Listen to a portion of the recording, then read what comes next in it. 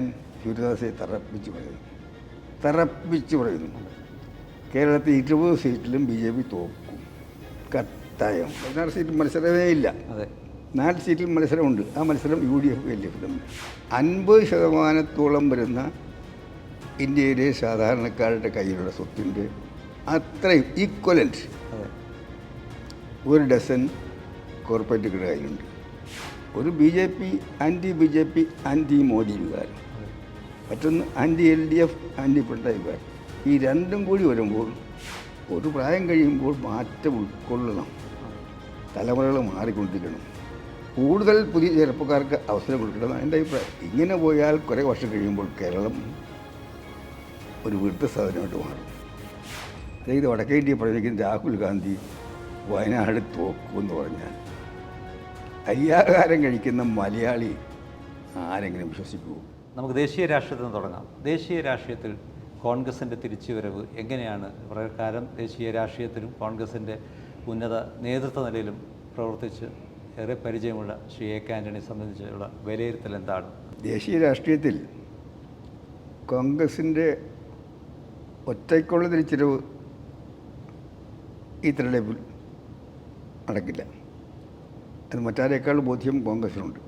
അതുകൊണ്ടാണ് കോൺഗ്രസ് ഇത്തവണ കോൺഗ്രസിൻ്റെ പാർലമെൻ്ററി ചരിത്രത്തിൽ ഏറ്റവും കുറഞ്ഞ സീറ്റുകളാണ് മത്സരിക്കുന്നത്. 300 സീറ്റുകളിൽ മത്സരിക്കുന്നത്. പണ്ട് ഇന്ത്യ മുഴുവൻ മത്സരിക്കുന്ന പക്ഷേ ഞങ്ങളുടെ വർക്കിംഗ് കമ്മിറ്റി രാഹുൽ ഗാന്ധിയാണ് പറയുന്നത്, നമ്മൾ എത്ര സീറ്റ് ജയിക്കുകയല്ല പ്രശ്നം, എത്ര സീറ്റ് BJP തോൽപ്പിക്കുക എന്നുള്ള പ്രശ്നമുണ്ട്.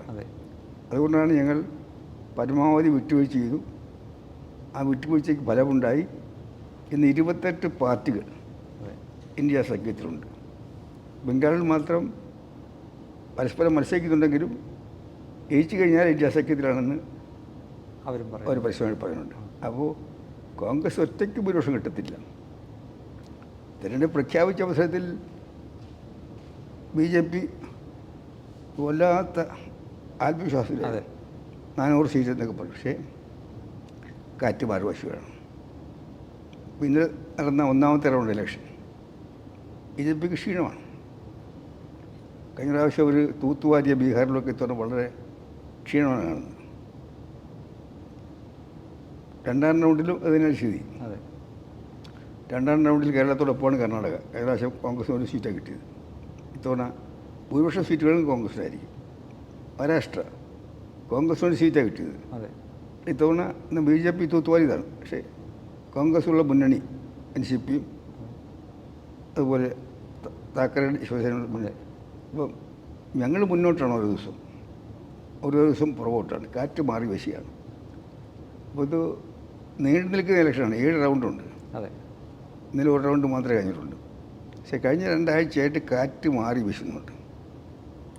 ഇന്ത്യ മുന്നണിക്ക് അനുകൂലമായ ഒരു ട്രെൻഡ് വന്നിട്ടുണ്ട്. കാരണം ആളുകൾ മടുത്തു. കഴിഞ്ഞ 2 ഇലക്ഷനും ഒരു വർഗീയതയുടെ ഒരു പരമാവധി അന്തരീക്ഷം ഉണ്ടാക്കിയിട്ടാണ് ചെയ്തത്. പക്ഷേ ഇന്നിപ്പോൾ ജനങ്ങൾ മടുത്തു, വർഗീയത മടുത്തു, ഭിന്നിപ്പ് മടുത്തു. ബഹുസ്വരത വേണം. നമുക്ക് ഈ രാജ്യം എന്ന് പറഞ്ഞാൽ, ഇന്ത്യ എന്ന് പറഞ്ഞാൽ നാനാജാതി മതസ്ഥരുടെ രാജ്യമാണ്.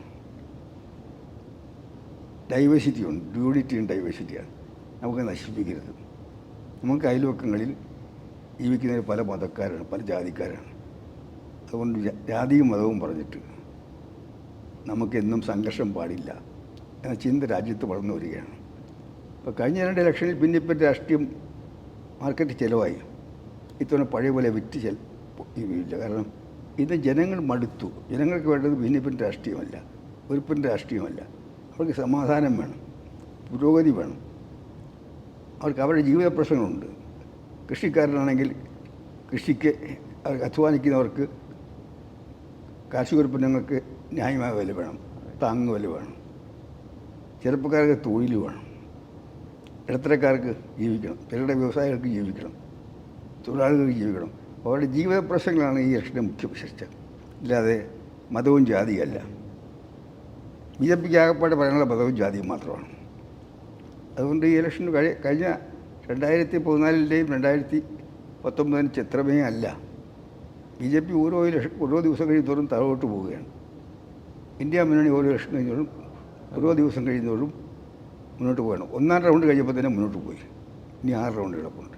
ഇന്ന് ഇപ്പം മാതൃഭൂമി അഭിമുഖത്തിൽ പോലും മോദി പറഞ്ഞതായി പറയുന്നു, പിന്നെ രാഹുൽ ഗാന്ധി വയനാട്ടിൽ നിന്ന് മത്സരിച്ച് ജയിച്ചു കഴിഞ്ഞാൽ തന്നെ പിന്നീട് മറ്റേതെങ്കിലും മണ്ഡലം നോക്കി വീണ്ടും പോകുന്നൊരവസ്ഥ വരും.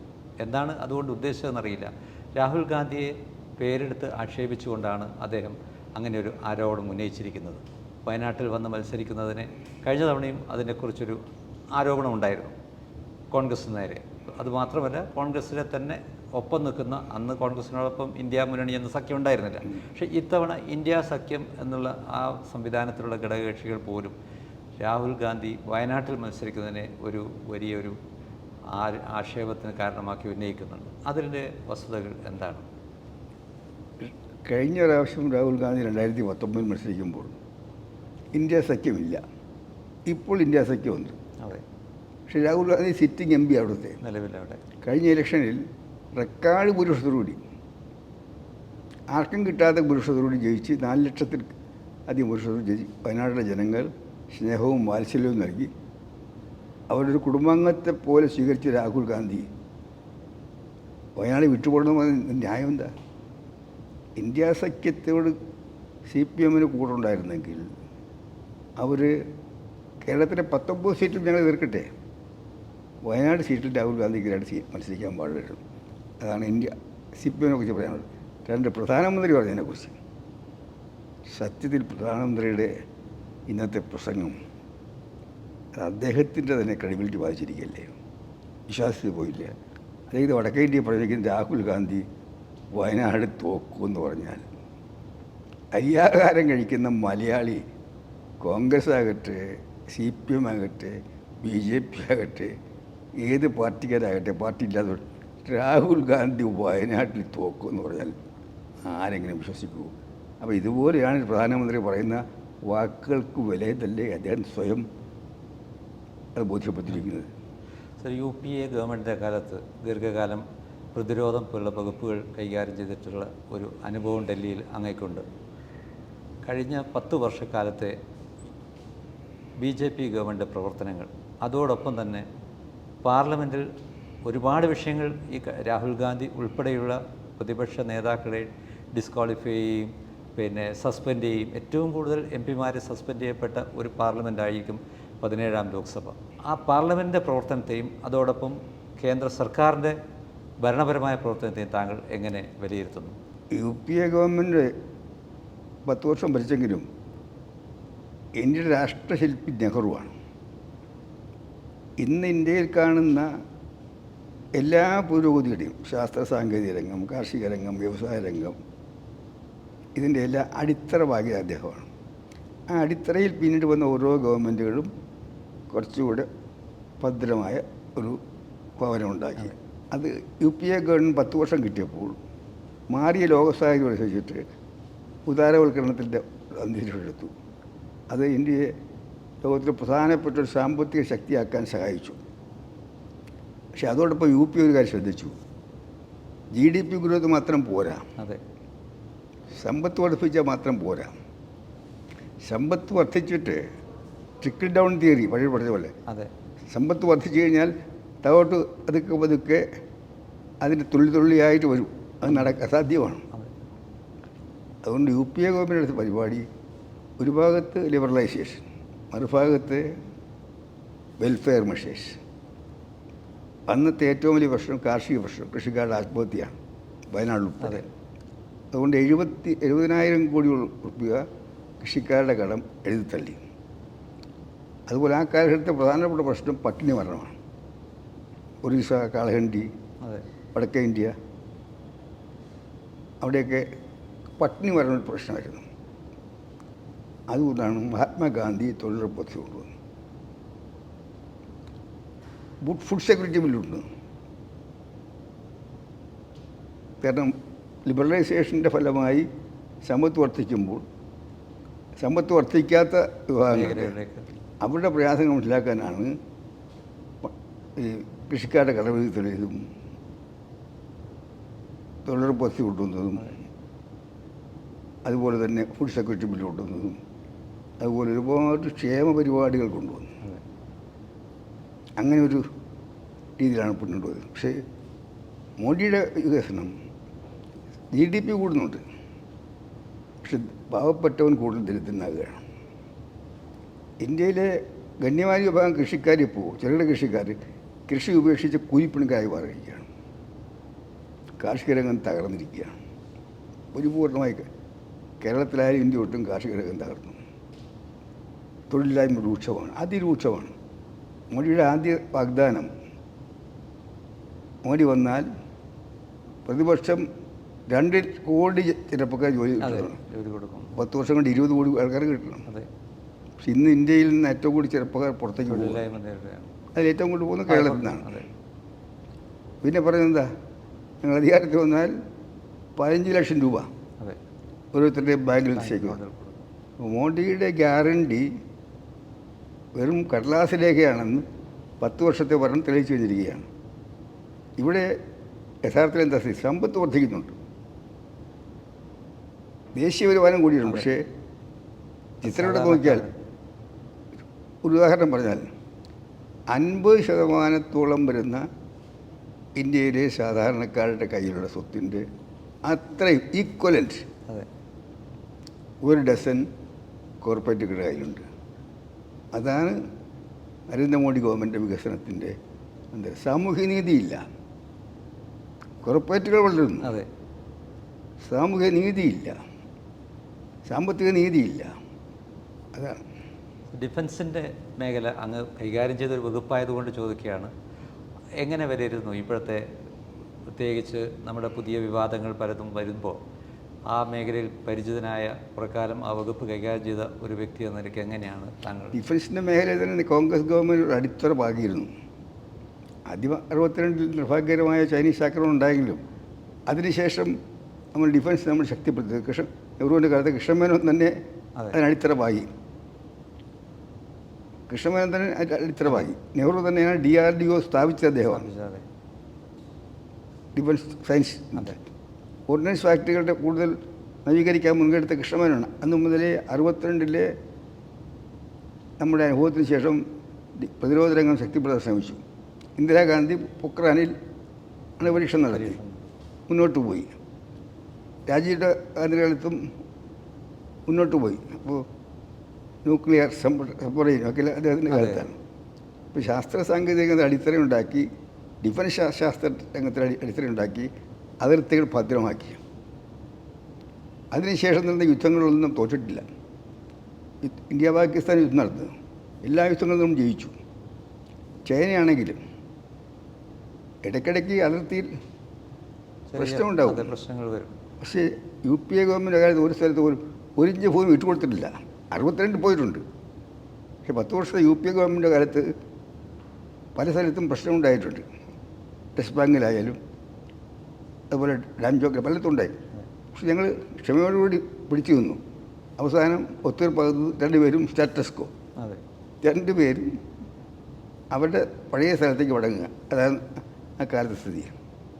ഇന്ന് ഇന്ത്യ ലോകത്തിലെ ഒരു 4ാമത്തെ 5ാമത്തെ സൈനിക ശക്തിയാണ്. UPA ഗവൺമെൻറ് കാലത്തെ സംഭാവനയാണ്. ഞാൻ ഇറങ്ങിപ്പോകുന്നതിന് മുമ്പ് തന്നെ 52 രാജ്യങ്ങളുമായിട്ട് ഇന്ത്യക്ക് സൈനിക പാക്റ്റുണ്ട്. ലോകത്തിലെ എല്ലാ രാജ്യങ്ങളും, എല്ലാ പ്രധാനപ്പെട്ട രാജ്യങ്ങളും ഇന്ത്യയുമായി സൈനിക സഹകരണം ആഗ്രഹിക്കുകയാണ്. അപ്പം ഞാൻ ഡിഫൻസ് മിനിസ്റ്ററിലാണ് ആദ്യമായിട്ട് സൗദി അറേബ്യ, ഞാനാണ് പോയി അവിടുത്തെ രാജാവിനെ കണ്ടത്. അവരുമായി സൈനിക സഹകരണം ഏർപ്പെടുത്തി. പിന്നെ ഗൾഫിലെ എല്ലാ രാജ്യങ്ങളുമായിട്ട് നമുക്ക് സൈനിക സഹകരണമുണ്ട്. ഇന്ത്യ ലോകത്തെ ഒരു പ്രധാനപ്പെട്ട സൈനിക ശക്തിയായിട്ട് മാറിക്കഴിഞ്ഞിട്ടുണ്ട്. ഇന്ത്യൻ നേവി ലോകത്തിലെ ഏറ്റവും പ്രധാനപ്പെട്ട നേവിയായിട്ട് മാറിയിട്ടുണ്ട്. Indian army, Indian air force, DRDO. അപ്പോൾ അവർക്ക് ഇത് ലോകത്തിലെ പ്രധാനപ്പെട്ട എല്ലാ രാജ്യങ്ങളുടെ ബന്ധമുണ്ട്. ആ ബന്ധം ഇവർ തുടർന്നുണ്ടെങ്കിലും ഇവർക്ക് UPA ഗവൺമെൻറ് കൈകാര്യം ചെയ്തതുപോലെ പക്വതയോടുകൂടി ദീർഘവീക്ഷണത്തോടുകൂടി പ്രശ്നങ്ങൾ കൈകാര്യം സാധിക്കുന്നില്ല. ഇപ്പോൾ ഏറ്റവും ഒടുവിൽ ഇസ്രായേൽ പ്രശ്നമാണ്, ഇസ്രായേൽ പാലസ്തീൻ പ്രശ്നം. കോൺഗ്രസിനും ഒരു ഘട്ടം കഴിഞ്ഞപ്പോൾ ഇസ്രായേലുമായിട്ട് ഡിപ്ലോമാറ്റിക് റിലേഷൻസ് ഉണ്ടായി. പക്ഷെ ഞങ്ങളൊരിക്കലും പലസ്തീനെ കൈവിട്ടിട്ടില്ല. അതെ. ജാഫർ അറഫത്തിൻ്റെ കീഴിലുള്ള PLOയ്ക്ക് ആദ്യമായിട്ട് ലോകത്ത് അംഗീകാരം കൊടുത്തത് ഇന്ത്യയാണ്. അതെ. PLO ആദ്യമായിട്ട് അംഗീകരിച്ച ഇന്ത്യയാണ്. ഇന്ത്യയാണ്. എല്ലാ കാലത്തും പലസ്തീൻ്റെ കൂടെ നിന്ന രാജ്യമാണ്. പക്ഷേ ഇസ്രായേലുമായിട്ട് ബന്ധം വർദ്ധിപ്പിച്ചുകൊണ്ട്, പ്രത്യേകിച്ച് കാർഷിക മേഖല, ഡിവിഷനിൽ. ഇപ്പോൾ യുദ്ധം ഉണ്ടായപ്പോൾ ഇന്ത്യ ആദ്യമായി ഏകപക്ഷീയമായിട്ട് വൺ സൈഡഡ് അതെ. ഇസ്രായേലിന് അനുകൂലമായി സ്റ്റാൻഡ് എടുത്തു. അത് ഇന്ത്യൻ നയതന്ത്രത്തെ പറ്റിയിട്ട് ഒരു പാളിച്ചയാണ്. അപ്പോൾ അതിനുശേഷം കുറേ കഴിഞ്ഞപ്പോൾ കുറച്ച് മാറ്റം ഉണ്ടാക്കാൻ ശ്രമിക്കുന്നുണ്ട് അവർ. പലസ്തീനും തള്ളി പറയുന്നില്ല, അവർക്കും കൂടെ അനുകൂലം. പക്ഷെ വല്ലാതെ ആദ്യം പാളിപ്പോയി. അതെ. അപ്പോൾ നയതന്ത്ര രംഗത്ത് കോൺഗ്രസ് ഗവൺമെൻറ്റുകളും UPA ഗവൺമെൻറ്റും കാണിച്ച ആ പക്വത ഇവർക്കില്ല. മൻമോഹൻ സിംഗിൻ്റെ കാലത്ത് തുടർച്ചയായി 2 തവണ UPA ഭരിച്ചപ്പോൾ കോൺഗ്രസ് അതിനുശേഷം ഇപ്പം നോക്കുമ്പോൾ നമുക്ക് ഇന്നലെകൾ ഇനിയിപ്പോൾ തിരുത്താൻ കഴിയില്ല. പക്ഷേ ഇപ്പം നോക്കുമ്പോൾ 10 വർഷത്തെ UPA ഗവൺമെൻറ്റിൻ്റെ ആ ഭരണവും അന്നത്തെ നേതാക്കളും പലരും ഡൽഹി വിട്ടു കോൺഗ്രസ് നിന്ന്. പലരും കോൺഗ്രസ് നിന്ന് ഒന്നുകിൽ പ്രായാധിക്യം കൊണ്ട് അവർ രാഷ്ട്രീയ രംഗത്തുനിന്നും സംഘടനാ രംഗത്തും മാറിപ്പോയി. താങ്കൾ ഉൾപ്പെടെ ഡൽഹിയിൽ നിന്ന് മാറി ഇപ്പോൾ തിരുവനന്തപുരത്ത് സ്ഥിരതാമസമാക്കി. പഴയതുപോലെ ദേശീയ രാഷ്ട്രീയത്തിൽ ഇടപെടാൻ കഴിയുന്നില്ല. ഇത് പലരും അതുപോലെ വിട്ടുപോയി. ചിലരൊക്കെ കോൺഗ്രസ് വിട്ടുപോവുകയും ചെയ്തു, രാജിവെച്ചിട്ടും പോയി. സത്യത്തിൽ ആ സമയത്ത് ഏതെങ്കിലും ഒരു ഘട്ടത്തിൽ നമ്മുടെ രാഹുൽ ഗാന്ധിയെ ക്യാബിനറ്റിൽ കൊണ്ടുവന്നുകൊണ്ട് ഒരു ഭരണരംഗത്തേക്ക്, ശ്രീമതി ഗാന്ധിയൊക്കെ അന്ന് നെഹ്റുവിൻ്റെ കാലത്ത് ഒരു സഹമന്ത്രിയായിട്ടാണ് ആദ്യമായിട്ട് വരുന്നത്. പിന്നീട് ക്യാബിനറ്റ് റാങ്കിൽ വന്നു. പതിയെയാണ് ലാൽ ബഹദൂർ ശാസ്ത്രിക്ക് ശേഷം പ്രധാനമന്ത്രിയാവുന്നത്. അതുപോലെ ഒരു മെൻറ്ററിങ് ആ തരത്തിൽ രാഹുൽ ഗാന്ധിയെ അന്ന് ക്യാബിനറ്റിൽ കൊണ്ടുവന്ന് ഒരു ഭരണരംഗത്തേക്ക് ഉയർത്തിക്കൊണ്ടുവരാൻ ഒരു ചെറിയ ശ്രമം സത്യത്തിൽ വേണ്ടിയിരുന്നോ? ഡോക്ടർ മൻമോഹൻ സിംഗ് രാഹുൽ ഗാന്ധിയെ അദ്ദേഹത്തിൻ്റെ ഗവൺമെൻറ്റിലേക്ക് ക്ഷണിച്ചതാണ്. ഇഷ്ടമുള്ള വകുപ്പ് തിരഞ്ഞെടുക്കാൻ പറഞ്ഞാണ്. പക്ഷേ അദ്ദേഹത്തിന് അത് താല്പര്യം തോന്നില്ല. ഇപ്പോഴും രാഹുൽ ഗാന്ധി അങ്ങനെ ഒരു അധികാരത്തിൻ്റെ ഒരു കാര്യത്തിൽ അങ്ങനെ അമിതമായി ആഗ്രഹിക്കുന്ന ആളല്ല. അദ്ദേഹത്തിന് സ്വഭാവമാണ്. അതെ. കോൺഗ്രസ് പ്രസിഡൻഷിപ്പ് രാജിവെച്ച് 5 വർഷം കഴിഞ്ഞു.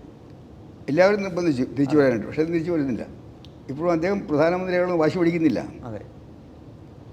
UP ലീഡർഷിപ്പ് വാശി പിടിക്കുന്നില്ല. പക്ഷേ അറിയാതെ ഇന്ത്യ മുന്നണിയുടെ അനൗദ്യോഗിക ലീഡറായി രാഹുൽ ഗാന്ധി എമർജ് ചെയ്യുകയാണ്. അതെ. അദ്ദേഹം അധികാരത്തിൻ്റെ പിന്നാലെ പോകുന്നൊരു നേതാവ് അല്ല. അന്നത്തെ ഒരു തീരുമാനം അത്. രണ്ടാമത്തെ കാര്യം, മാറ്റം ഒരു യാഥാർത്ഥ്യമാണ്. അതെ. നെഹ്റു ആയിരുന്നല്ലോ ഇന്ത്യൻ രാഷ്ട്രീയത്തിലെ ഏറ്റവും വലിയ അധികാരി, രാഷ്ട്രശില്പി. പിന്നെ ഇന്ദിരാഗാന്ധി വന്നു, ലാൽ ബഹദൂർ ശാസ്ത്രി വന്നു, കോൺഗ്രസ് ഗവൺമെൻറ് അല്ലെങ്കിൽ മൊറാർജിയുടെ ഗവൺമെൻറ് വന്നു, വാജ്പേയി വന്നു, മൻമോഹൻ സിംഗ് വന്നു. ഓരോ കാലഘട്ടമല്ലേ ഇത്. മാറ്റം ഒരു യാഥാർത്ഥ്യമല്ല. കേരളത്തിൽ പട്ടം താനമുള്ള C കേശവൻ, TM മരീസ് ഒരു കാലഘട്ടമാണ് കോൺഗ്രസ് ചരിത്രത്തിൽ. രണ്ടാമത്തെ ഒരു കാലഘട്ടം R Shankar, PT Chacko, CK Nair, പിന്നെ K കരുണാകരൻ, ഞാൻ, ഉമ്മൻചാണ്ടിയുടെ. ഈ മാറ്റം യാഥാർത്ഥ്യമല്ലേ? അതെ. ജീവിതത്തിൽ മാറ്റം ഉണ്ടാകുമല്ലോ. ആർക്ക് സ്ഥിരമായിട്ടിരിക്കാൻ പറ്റും? വാർദ്ധക്യം യാഥാർത്ഥ്യമല്ലേ? എനിക്ക് തന്നെ ആഗ്രഹങ്ങളുണ്ട് കേരളം പഴയ പോലെ ചുറ്റിക്കറങ്ങണമെന്ന്. പക്ഷെ ശരീരം അതിനെ ഓടുന്നില്ല. 2 കോവിഡ് വന്നപ്പോൾ ആ കോവിഡിൻ്റെ പാർശ്വഫലങ്ങൾ എന്നെ വല്ലാതെ അലട്ടുന്നുണ്ട്. അപ്പം നമ്മൾ ഒരു പ്രായം കഴിയുമ്പോൾ മാറ്റം ഉൾക്കൊള്ളണം. തലമുറകൾ മാറിക്കൊണ്ടിരിക്കണം. കൂടുതൽ പുതിയ ചെറുപ്പക്കാർക്ക് അവസരം കൊടുക്കണമെന്നാണ് എൻ്റെ അഭിപ്രായം. അല്ല, എന്നും ചെറുപ്പക്കാർക്ക് വേണ്ടി കേരളത്തിൽ 70-കൾ മുതൽ ഒരു KSU യൂത്ത് കോൺഗ്രസ് നിരയെ വളർത്തിക്കൊണ്ടുവന്നുള്ള ശ്രീ AK ആൻ്റണി അങ്ങനെ തന്നെയേ ചിന്തിക്കുകയുള്ളൂ. അതിൽ യാതൊരു തർക്കവുമില്ല. മാത്രമല്ല ഒരുപാട് ചെറുപ്പക്കാരെ ഉയർത്തിക്കൊണ്ട് വരികയും ചെയ്തിട്ടുണ്ട്. ഞാൻ ആ അർത്ഥത്തിലല്ല ചോദിച്ചത്.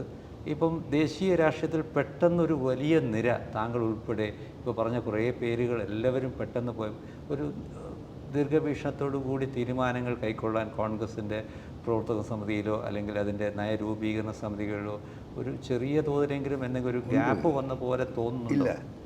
ഇന്ന് ഇന്ത്യൻ രാഷ്ട്രീയത്തിൽ ഏറ്റവും എല്ലാവരും ബഹുമാനിക്കുന്ന നേതാവ് സോണിയാഗാന്ധിയാണ്. അവരുടെ ദീർഘവീക്ഷണവും രാജ്യസ്നേഹവും ചടുലമായ തീരുമാനമെടുക്കാൻ അവരുടെ കഴിവും ജനങ്ങളുടെ പൾസ് മനസ്സിലാക്കാൻ അവർ പ്രധാനപ്പെട്ട അഡ്വൈസർ അടിപ്പാടെ ഉണ്ട്. ഇതിലും പ്രധാനപ്പെട്ട നേതാക്കന്മാർ ഒരുപാട് പേര് വളർന്നു വന്നിട്ടുണ്ട്, പഴയ ആൾക്കാരും ഉണ്ട്. കോൺഗ്രസ്സിന് പുതിയ രക്തം വന്നുകൊണ്ടിരിക്കുകയാണ്. അതാണ് കോൺഗ്രസിൻ്റെ പ്രത്യേകത.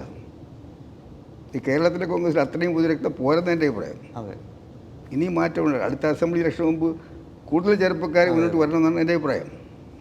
അത് കേരള രാഷ്ട്രീയത്തിലേക്ക് വരുമ്പോൾ ഇപ്പോൾ ഇവിടുത്തെ 20 മണ്ഡലങ്ങളിൽ അതിശക്തമായ ഒരു വാശിയേറിയ തെരഞ്ഞെടുപ്പാണ് നടക്കുന്നത്.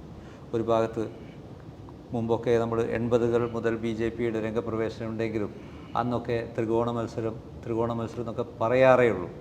പക്ഷേ ഇന്ന് അക്ഷരാർത്ഥത്തിൽ പല മണ്ഡലങ്ങളിലും ശക്തമായ ഒരു ത്രികോണ മത്സരം നടക്കുന്നുണ്ട്.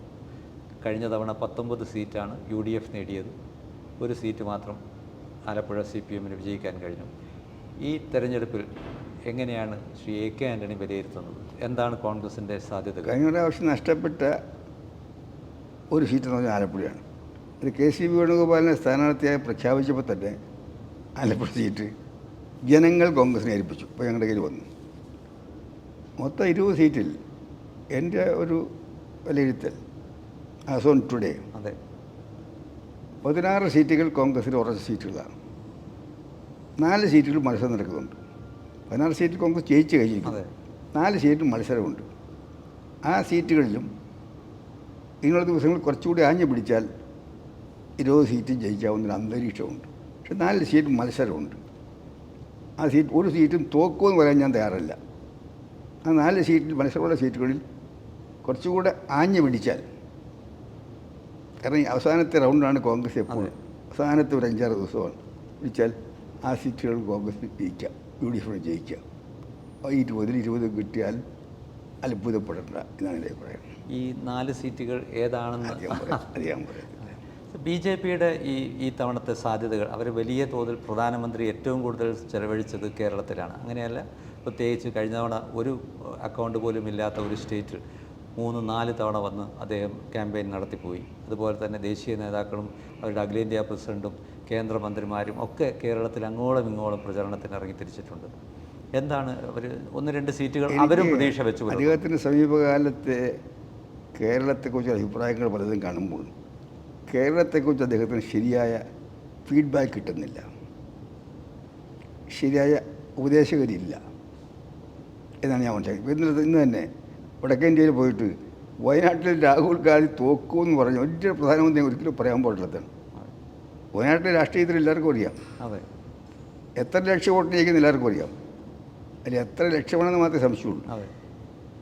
LDF സമ്മതിക്കുന്നുണ്ട്, BJP സമ്മതിക്കുന്നുണ്ട്. പക്ഷെ പ്രധാനമന്ത്രിയോട് പോയി പറഞ്ഞു രാഹുൽ തോക്കുമെന്ന് പറയാൻ പറ്റും. അപ്പോൾ അദ്ദേഹത്തിന് കിട്ടുന്ന കേരളത്തിലെ ഗ്രൗണ്ട് സിറ്റുവേഷനെ കുറിച്ചുള്ള അദ്ദേഹത്തിന് ശരിയായ വിവരങ്ങൾ കിട്ടുന്നില്ല. അതാണ് അദ്ദേഹത്തിൻ്റെ പ്രശ്നം. അദ്ദേഹം യഥാർത്ഥത്തിൽ കേരളത്തിൽ ഇത്രയേറെ പ്രാവശ്യം തെരഞ്ഞെടുപ്പ് പ്രചരണത്തിൽ വരേണ്ട കാര്യമില്ലായിരുന്നു. കാരണം BJPയുടെ ഒരു സുവർണകാലം എന്ന് പറയുന്നത് 2019 ശബരിമല സ്ത്രീ പ്രശ്നം. അതൊരു വൈകാരികമായൊരു അന്തരീക്ഷമാണ്. അത് കേരള ഗവൺമെൻറ് കാണിച്ചൊരു മണ്ടത്തരവും അതിനെ സഹായിച്ചു. സുപ്രീം കോടതി വിധി വന്ന ഉടൻ തന്നെ മുഖ്യമന്ത്രി പറഞ്ഞു ആര് എതിർത്താലും നടപ്പാക്കുമെന്ന് പറഞ്ഞു. കേരളത്തിലെ ഹൈന്ദവ സമൂഹത്തിലെ എല്ലാവർക്കും മൊത്തത്തിൽ, സ്ത്രീകൾക്ക് പ്രത്യേകിച്ചു വികാരപര അന്തരീക്ഷത്തെ മുഖ്യമന്ത്രിയും പോലീസും കൈകാര്യം ചെയ്ത് വളരെ അപക്വമായ ആ കൈകാര്യം ചെയ്തതിൽ BJP സഹായിച്ചിട്ടുണ്ട്. പക്ഷെ ഇന്ന് ആ വൈകാരിക അന്തരീക്ഷമില്ല. ഞാൻ ശിവരാജദാസെ തറപ്പിച്ച് പറയുന്നു കേരളത്തിൽ 20 സീറ്റിലും BJP തോക്കും. 20 സീറ്റ് അവർ അക്കൗണ്ട് തുറക്കില്ല, കട്ടായമാണ്. ഇവിടെ 4 സീറ്റ് മത്സരം നടക്കുന്ന LDF UDF തമ്മിലാണ്. 16 സീറ്റ് മത്സരമേ ഇല്ല. 4 സീറ്റിൽ മത്സരമുണ്ട്. ആ മത്സരം UDF LDF തമ്മിലാണ്. കേരളത്തിൽ ഇത്തവണ പൊതുവിൽ വന്ന ചില മാധ്യമങ്ങളുടെയും ചാനലുകളുടെയൊക്കെ വിലയിരുത്തലുകളിലും അവലോകനങ്ങളിലുമൊക്കെ സർവേകളിൽ പോലും പറയുന്നുണ്ട് ഒരു ഭരണവിരുദ്ധ വികാരം. ഇത് പാർലമെൻറ്റിലേക്കുള്ള തെരഞ്ഞെടുപ്പാണെങ്കിൽ പോലും തുടർ ഭരണം ആയി മുന്നോട്ട് പോകുന്ന ഒരു ഇടതുപക്ഷ മുന്നണിയാണ് ഇപ്പോൾ കേരളത്തിലുള്ളത്. ഒരു സംസ്ഥാന സർക്കാരിനെതിരായിട്ടുള്ളൊരു ഭരണവിരുദ്ധ വികാരം ശക്തമായി പല മേഖലകളിലും പ്രതിഫലിക്കുന്നുണ്ട് എന്നൊരു വിലയിരുത്തൽ പല ഭാഗത്തും വരുന്നുണ്ട്. കോൺഗ്രസും അങ്ങനെ കാര്യമായി പറയുന്നുണ്ട്. താങ്കൾ എങ്ങനെയാണ് അതിനെ കാണുന്നത്? കേരളത്തിൽ രണ്ട് വിരുദ്ധ വികാരമുണ്ട്. ഒന്ന് പോലത്തെ ബില്ല്, മണിപ്പൂർ ഇതുപോലുള്ള ഏക സിവിൽ കോഡ് ഇങ്ങനെയുള്ള സംഭവങ്ങൾ ന്യൂനപക്ഷ വിഭാഗങ്ങൾക്കിടയിൽ വികാരപരമായൊരു ആൻറ്റി BJP, ആൻറ്റി മോഡി വികാരമുണ്ടായിട്ടുണ്ട്. പിന്നെ മതേതര കക്ഷി ജനങ്ങളുടെ ഇടയിൽ മതേതരത്വവും ബഹുസ്വരതയും വേണമെന്ന് ആഗ്രഹിക്കുന്ന ജാതിമത പരിഗണനയ്ക്ക് അതീതമായി നിൽക്കുന്ന ജനങ്ങൾക്കിടയിൽ ന്യൂനപക്ഷങ്ങൾക്ക് മാത്രമല്ല ഒരു BJP മോഡി വിരുദ്ധ വികാരം ഉണ്ടായിട്ടുണ്ട്. അതിൻ്റെ കൂടെ 8 വർഷമായി ഈ ഗവൺമെൻറ് ഭരിക്കുന്നത്. LDF വന്നതോടെ എല്ലാം ശരിയാവുമെന്ന് പറഞ്ഞു. ഇന്ന് കേരളത്തിലെ സ്ഥിതി എന്താ? കേരളം കിടക്കണിയിൽ. ഇനി വേറെ ഗവൺമെൻറ് വന്നാലും പെട്ടെന്ന് രക്ഷപ്പെടുത്താൻ സാധിക്കത്തില്ല. കടക്കണിയിലാണ് കേരളം. പക്ഷെ കേരളത്തിലെ എല്ലാ വീടുകളും കടക്കണിയിലാണ്. തൊഴിലാളികൾ, കൃഷിക്കാർ, ചെറുകിട വ്യാപാരികൾ, ഈ തിരുവനന്തപുരം പട്ടണം തന്നെ നോട്ട് നിരോധനത്തിന് ശേഷം എത്ര പഴയ ചെറുകിട കച്ചവടം നടത്തുന്നറിയാമോ? കച്ചവടം നടത്തിയ ചെറുകാരിലെ പോലെ തന്നെ ഇപ്പോൾ തൊഴിലാളികളെ പിരിച്ചു വിട്ടിട്ട് സ്വയം നടത്തുകയാണ്. അവർ മാത്രമായിട്ട് കച്ചവടം നടത്തുകയാണ്. ഇപ്പോൾ ചെറുകിട വ്യാപാരികൾ, വ്യവസായികൾ, കൃഷിക്കാർ, തൊഴിലാളികൾ കേരളത്തിലെ മലയോരങ്ങളിലാകെ കാസർഗോഡ് മുതൽ തിരുവനന്തപുരം മലയോരങ്ങളിൽ ലക്ഷക്കണക്കിന് ആൾക്കാർ രാത്രി ഉറക്കമില്ലാത്ത രാത്രിയാണ്. ഇത്രയേറെ വന്യമൃഗ ആക്രമണം ഉണ്ടായ കാലമില്ല. ഇന്ത്യയിൽ മറ്റെല്ലാ സ്റ്റേറ്റിലും കാടില്ലേ? തമിഴ്നാട്ടിലില്ലേ? കർണാടകത്തിലില്ലേ? ആന്ധ്രയില്ലേ? നോർത്ത് ഇന്ത്യയില്ലേ? കാട് മാത്രമുള്ള പ്രദേശങ്ങളില്ലേ? അവിടെ ഒറ്റപ്പെട്ട വന്യ ആക്രമണമുണ്ട്. പക്ഷെ കേരളത്തിൽ മാത്രമുള്ള ഇത്ര നിരന്തരം ഓരോ ദിവസവും. അതിൻ്റെ കാരണം കേരളത്തിൽ വന്യജീവി ആക്രമണം തടയാനുള്ള ശാസ്ത്രീയമായ നടപടി ഒട്ടും സ്വീകരിച്ചിട്ടില്ല. മറ്റ് സ്റ്റേറ്റുകൾ കുറേ സ്വീകരിച്ചുകൊണ്ട് അവിടെ കേരളത്തെ പോലെ നിരന്തരമായി ഈ വാർത്ത വരുന്നില്ല. പഴയകാലം പോലല്ലോ. ഇപ്പോൾ വാർത്തകൾ പെട്ടെന്ന് തന്നെ ലോകം മുഴുവൻ അറിയുന്ന ആളാണ്. കേരളത്തിൽ ശാസ്ത്രീയമായ ഒരു നടപടി സ്വീകരിച്ചിട്ടില്ല. രണ്ടാമത്തെ എൻ്റെ ഒരു സംശയമാണ് ഈ മലയോരങ്ങളിലുള്ള പല സ്ഥലങ്ങളിൽ നിന്നുള്ള കൃഷിക്കാർ ജീവികളെ ഭയപ്പെട്ടിട്ട് അവിടെ നിന്ന് ഇറങ്ങിപ്പോട്ടെ എന്ന് വനം വകുപ്പിലെ ഒരു വിഭാഗം ആഗ്രഹിക്കുന്നുണ്ടോ എന്ന് സംശയിച്ചിട്ടുണ്ട്. അങ്ങനെ സിറ്റുവേഷനാണ് കേരളത്തിലുള്ളത്. കേരളത്തിൽ വികസനം മുരടിച്ചു. അതുകൊണ്ടാണല്ലോ മലയാളികൾ പണ്ട് മുതലേ വിശ്വപൗരന്മാരാണ്. എല്ലായിടത്തും പോവും. ഒരേ കാലത്ത് തമിഴ്നാട്, മദ്രാശി, ബാംഗ്ലൂർ, കൽക്കട്ട, മധ്യപ്രദേശ് എല്ലായിടത്ത് പോയി. അവിടെയൊക്കെ മലയാളി സമാജങ്ങളുണ്ട്. പിന്നീടാണ് ലോകത്ത് പോയത്. അപ്പോൾ മലയാളി പണ്ട് മുതലേ പുറത്തു പോകും. പക്ഷേ ഇത്ര കൂട്ടത്തോടെ മലയാളി ചെറുപ്പക്കാർ പുറത്തേക്ക് പോകുന്നൊരു കാലം ആദ്യമായിട്ടാണ്. ഇന്ന് നിങ്ങൾ ഓരോരുത്തരും ദൂരവാസം തന്നെ ഇവിടുത്തെ +2 കഴിഞ്ഞ വിദ്യാർത്ഥികൾ വിളിച്ച് ചോദിച്ചാൽ അവരുടെ ആഗ്രഹം നാട് വിട്ടു പോകുന്നതാണ്. അവർ കേരളത്തിൽ ജീവിക്കേണ്ട, പ്രതീക്ഷയറ്റു. കേരളത്തിൽ ജീവിക്കുന്ന ചെറുപ്പക്കാർക്ക് പോലും അവസരം കിട്ടിയാൽ കേരളം വിട്ടെന്നുള്ള ആഗ്രഹമാണ്. ഇതിന് പരിഹാരം ഉണ്ടാക്കാൻ എന്തെങ്കിലും ഒരു പ്രായോഗിക നടപടി ഗവൺമെൻറ് എടുത്തിട്ടുണ്ടോ? ഇങ്ങനെ പോയാൽ കുറേ വർഷം കഴിയുമ്പോൾ കേരളം ഒരു വൃദ്ധസാധനമായിട്ട് മാറും. അന്യസംസ്ഥാന തൊഴിലാളികളും ഒരു സ്ഥിരമിടങ്ങുന്ന ഒരു സ്റ്റേറ്റ്, ചെറുപ്പക്കാരില്ലാത്തൊരു സ്റ്റേറ്റായിട്ട് മാറും. ഇല്ലെന്ന് വെച്ചാൽ ടൂറിസമല്ല. ഇപ്പം തന്നെ കേരളത്തിലെ പല ജില്ലകളിലെയും ചെറുപ്പക്കാരിലൊക്കെ പുറത്തുപോയ സ്ഥലങ്ങളിൽ നേപ്പാളികളും അന്യസംസ്ഥാനക്കാരുമാണ് അവിടുത്തെ വീട്ടകത്ത് ജോലി നോക്കുന്നതും അവിടെ പ്രായമുള്ളവരെ കെയർ ചെയ്യുന്നതൊക്കെ മറ്റുള്ളവരാണ്. ആ സ്ഥിതി ഇങ്ങനെ ഭയാനകമായി വർദ്ധിക്കുകയാണ്. ഇതൊന്നും കേരള ഗവൺമെൻറ് കാണുന്നില്ല. അതിൻ്റെ കൂടെ അക്രമ രാഷ്ട്രീയം വരികയാണ്. കേരളത്തിലെ കോളേജ് ഹോസ്റ്റലുകളിലേക്ക് സ്വന്തം മക്കളെ അയക്കാൻ എത്ര മാതാപിതാക്കൾ ധൈര്യം കാണിക്കുന്നുണ്ട്. കോളേജ് ഹോസ്റ്റലുകളിലെല്ലാം SFIയുടെ കോടതികളുണ്ട്. അവരാണ് അവിടെ നിയമം കരുതി നടപ്പാക്കുന്നത്. പിന്നെ ഏറ്റവും ഒടുവിൽ വീണ്ടും തുടങ്ങി ബോംബ് രാഷ്ട്രീയം തുടങ്ങി. ഇലക്ഷൻ കമ്മീഷൻ്റെ ശക്തമായ ഇടപെടലില്ലെങ്കിൽ മലബാറാകെ വീണ്ടും അക്രമ രാഷ്ട്രീയത്തിൽ പെട്ടുപോയനെ. കേരളത്തിലെ ജനങ്ങൾ അക്രമ രാഷ്ട്രീയത്തെ വെറുക്കുന്നവരാണ്. ഇതെല്ലാം ഒരു ഫലമായി പിണറായി ഗവൺമെൻറ്റിനെതിരായിട്ടുള്ളൊരു ശക്തമായ ജനവികാരമുണ്ട്. ഇപ്പോൾ രണ്ട് ശക്തമായ വികാരങ്ങൾ.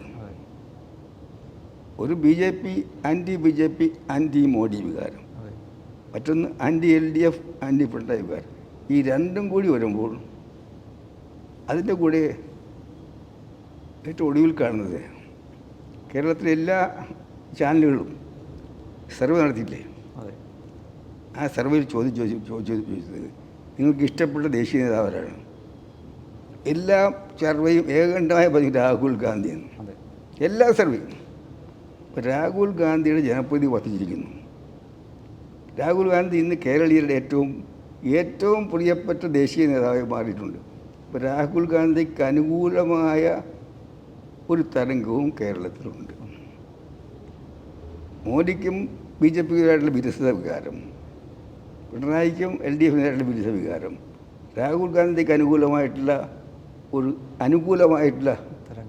തരംഗം, ഇതിൻ്റെ മൂന്നിൻ്റെയും കൂടി ഫലമായിട്ട് 26-ാം തീയതിയിലെ പോളിംഗ് കഴിയുമ്പോൾ UDF 20 സീറ്റ് കിട്ടാനുള്ള സാധ്യതയാണ് ഞാൻ കാണുന്നത്.